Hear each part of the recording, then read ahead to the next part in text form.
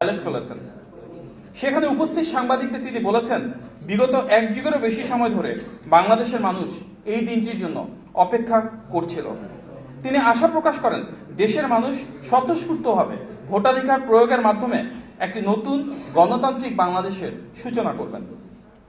সারা দেশ থেকে গত রাতে পাওয়া কিছু অনাকাঙ্ক্ষিত ঘটনার প্রসঙ্গ টেনে তিনি জানান, আইন শৃঙ্খলা রক্ষাকারী বাহিনী কঠোরভাবে সেসব পরিস্থিতি নিয়ন্ত্রণ করেছে, যা তার কাছে আশাব্যঞ্জক মনে হয়েছে। তিনি ভোটার ও দলীয় নেতাকর্মীদের শেষ পর্যন্ত কেন্দ্রে অবস্থান করার আহ্বান জানান এবং বলেন, জনগণ সারাদিন ভোট কেন্দ্রে এসে তাদের অধিকার প্রয়োগ করলে ইনশাআল্লাহ যে কোনো ষড়যন্ত্র রুখে দেওয়া সম্ভব। হোয়াইট প্লাস প্রো সেনসিটিভ স্কয়ারে মাঠের বাইরেও তো আমরা এভাবে দেশপ্রেম দেখাতে পারি। ভোট জনগণের, নাগরিকের একটি অধিকার। ভোট কেন্দ্রে দৃশ্যমান যে জনসমাগম আজ সকাল থেকে হয়েছে, দিন শেষে ইনশাল্লাহ সেটি পূর্ণাঙ্গতা পাবে। আপনাদের মূল্যবান ভোটই বাংলাদেশের গণতান্ত্রিক অভিযাত্রা ও নবীন, প্রবীণ, নারী, পুরুষ সকলের আকাঙ্ক্ষাকে ইনশাল্লাহ সুনিশ্চিত করবে। আপনারা জানেন যে সারা দেশে প্রায় 43,000 ভোট কেন্দ্রে নির্বাচন অনুষ্ঠিত হচ্ছে।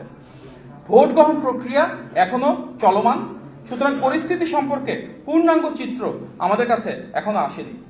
তবে নোয়াখালীর হাতিয়া এবং কুমিল্লার 14 গ্রাম সহ দেশব্যাপী বেশ কিছু জায়গায় কিছু অসঙ্গতি, কারচুপি এবং অনাকাঙ্ক্ষিত বিষয় তথা সহিংসতা দেখা যাচ্ছে। আপনারা দেখেছেন নিশ্চয়ই যে হাতিয়াতে ইতিমধ্যে আমাদের এজেন্টদেরকে বের করে দেওয়ার বিষয়ে বেশ কিছু অভিযোগ এসেছে। এ বিষয়ে আমরা কর্তৃপক্ষের দৃষ্টি আকর্ষণ করেছি।